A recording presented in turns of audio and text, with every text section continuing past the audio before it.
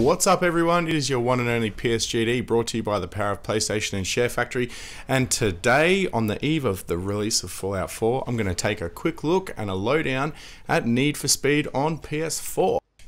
Now here quickly is the in-game menu. You can see it's pretty easy to navigate, and there's actually a daily challenges section in there which is quite good, I think. Okay, so I'm going to take my beloved WRX out here and we're going to have a very quick look at it. I'd like you to look at the bitumen, the rain, the colour on the paint, the bricks on the wall. There's a lot of effort's gone into this game visually to make this look very impressive, and I tell you what, it's nothing short of that. So there are a few basic views to the car. You've sort of got over the bonnet, on the front bumper, and then for some reason, well, probably pretty simply, we skip the cockpit, and I think that's because there's a lot of detail that the cockpit would require to build. And then after that you've got sort of this chase view, and then there's a second chase view. So I tend to play my racing sims inside the car in the cockpit, but in Need for Speed, to see how the car's reacting, I tend to use a chase view. Now I don't know if anyone's really talked about it in their videos, but these environments, guys, are absolutely incredible.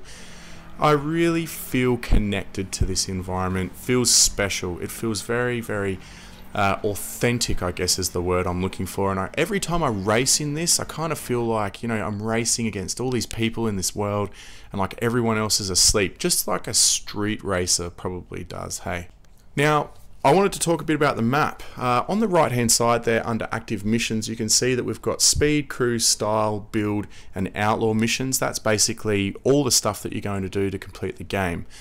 Now there's a daily challenges section down there as well, but what I really wanted to talk about while we're looking at this map is just the size. I don't think it's big enough. I reckon the GTA 5 map is bigger than this, and if you're going to race cars around all day, you need a big map. I honestly wouldn't be surprised if some of these greyed out areas where I've been scrolling end up being DLC, and that's got me a bit of a concern at the moment. So moving along, we had those side missions, we've had visuals, now we've got to have a look at probably the other biggest component of this game, and that's car customization. Now you can buy a car and you can set it up in two different ways. You can have a gripped car or you can have a drift car. We just saw the menu before. I guess you can have a balance in between. Now I always choose grip cars. Whenever I'm doing sims, I like doing hill climbs, and I love the grip out of the apex. I love pushing the car all the way out to the very edge of the road, but it just doesn't work like this in Need for Speed. I think you're kind of geared more to an arcadey, manageable drift racer, and that's not a bad thing. I only worked this out in probably the last 24 hours, and when I started shifting all my tune-ups towards drifting, I actually got a lot more out of the game than I was originally getting. So I'm going to try and describe to you what I think of this game, which is not usually what I do. I've looked at forums, I've read and looked at Twitter and seen people who love it and seen people that hate it. Every time that I've found something wrong with the game, I've managed to find something that I like with the game. But this is one thing that I came up with. This game fits the PlayStation Gamer Dad model very, very well.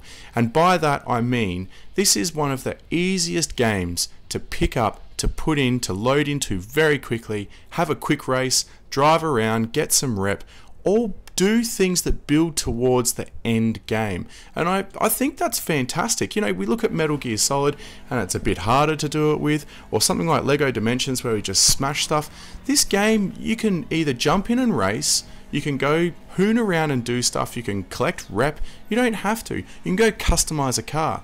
It's just the perfect balance, and I know it's only a racing game, and it's an arcadey racing game at that, but it's a really, really good balance for anyone who wants to get a reward really quickly. One thing I should mention really quickly too is the fact that the sounds on the cars are very impressive. They all sound different, and you know what? A Rex for once sounds like a Rex.